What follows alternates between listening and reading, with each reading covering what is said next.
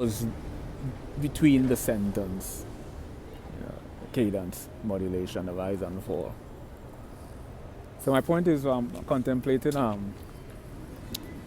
phrasing in music, soloing, how phrasing and phrasing metaphorically in art. Phrasing which corresponds with perspective and proportion, which is a whole different discussion. My point for mentioning this is what popped up in my head was, and it's such an incongruity, which is the movie Beautiful Mind. What's the actor name? Professor John Nash in the movie. What's the actor's name? Russell Crowe.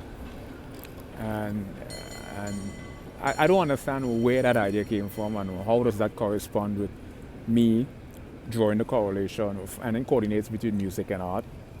And it's the whole aspect of Nash equilibrium.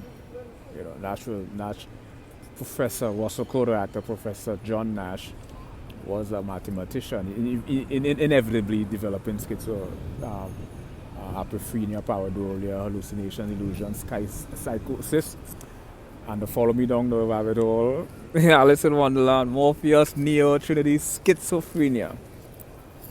So basically, Professor John Nash came up with this whole Nash equilibrium, they call it. And he called it governing dynamics. Governing dynamics is basically